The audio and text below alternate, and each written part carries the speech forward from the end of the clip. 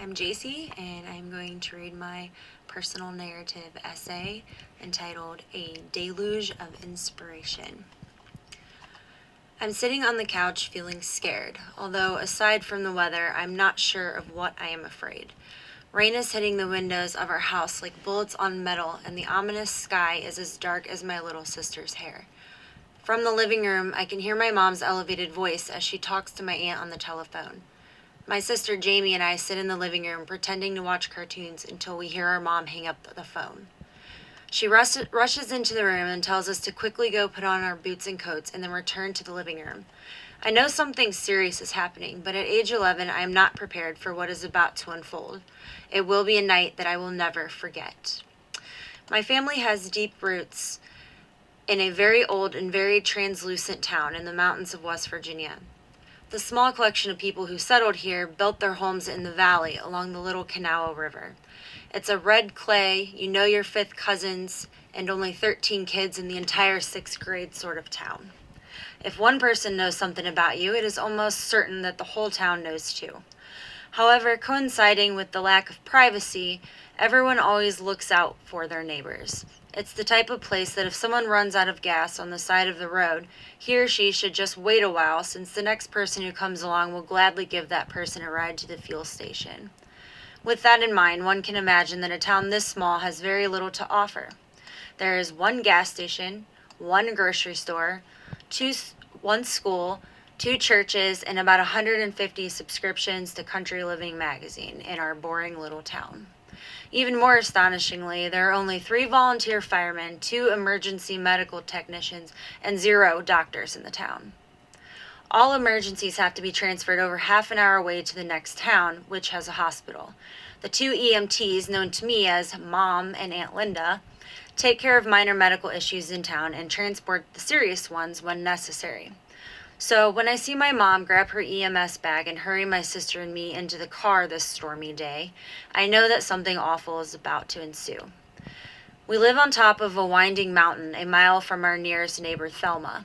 She's a feisty 86-year-old lady from New Jersey who is known to give my sister and me sodas from time to time. We have to stop and see if Miss Thelma needs anything on our way down to town, my mom tells us as her white knuckles grip the steering wheel. By the time we reach her house, we can barely see the road in front of us due to the torrential rains. But the thought of a potential root beer lightens my anxiety. Before we can even knock on the door, it flies open and 2 wrinkled, pale arms pull us all inside. "Dear Lord, what are you doing out in this mess? Do you think you're ducks or something?" Thelma yells over her shoulder as she heads towards the kitchen. "There's a real bad flood a-comin', Thelma. Do you have everything you need in case you're stuck up here for a few days?" my mom questions her. She assures us that as long as her Miller's Genuine Draft doesn't run out, there won't be any true emergency. About 10 minutes, 2 Pepsis, and a few cookies later, we are back on our way down the mountain. The town is eerily gray and empty, except for the scattered blurry lights shining from a house here or there. Lightning is swirling across the sky, slashing into it like a whip into flesh, leaving scars of fading light across its purple backdrop. The storm is starting to scare my sister, and she asks why we are here. My mom tells her a huge flood is coming, and we don't know how bad yet. We're just here in case anyone needs us, don't you worry, as she strokes her hair. I can see the water slowly inching up the driveway, like a muddy low tide rolling in and out. My mother sees it too and ushers us inside. She tells us to head upstairs so that she can talk to Johnny and the other 2 firemen. Upstairs, I'm delighted to find a fire pole and a television with Cartoon Network capabilities. However, a few hours later, the novelty is worn off, and my sister and I find ourselves fading in and out of consciousness. What feels like only seconds later, I wake up to yelling from downstairs. Confused, I rush over to the ladder to peer down into the garage. Water is rushing into the firehouse like Mario Andretti. I yell out for my mom, and I hear her yell back, "Stay upstairs." I watch as the water continues to gush into the building until eventually I cannot see the tires on the fire engine. At this point, my sister is awake too due to the noise. She starts crying. I see my mom struggle through the water and climb up the ladder to us. We grab our things and follow her back downstairs. She's waiting at the bottom of the ladder and shuffles us into a canoe. Once we are all gathered inside, we leave the firehouse. I'm thinking to myself how awesome it is to row down Main Street instead of drive. However, my amusement comes to an abrupt halt when I see a house floating down the street. The water continues to rise unapologetically. We can hear people trapped in their homes screaming to us. We stop at each house and help the occupants into the canoes. We have to rescue one woman from the second story of her home since the first floor is completely immersed. There's so much commotion that I barely have noticed that the heavy rain has left as quickly as it came. Now there is just our small group, subdued by shock, quietly floating with the gentle current of the river. Once we have rescued as many people as we can fit into our canoes, we row through town to reach the school. The school sits up on a hill and is the only thing in the entire town not partially or completely drowned. We clamber out of the boat and file inside to get warm. We begin to realize that we are all soaked and frozen. I see my school principal, Mrs. Lemaster. She brings me a shade of comfort. She gives me and Jamie a blanket and some generic Swiss Miss. It was the best hot chocolate I've ever had. My mom and the other first responders leave to go back out into the flood and help anyone else that may have straggled behind. She tells my sister and me to stay here and get some sleep. She says she'll be back soon. However, I soon discover that I cannot sleep at all. I'm exhausted but scared, knowing that my mom is still out there in the midst of the flood. I'm relieved a couple hours later when she returns.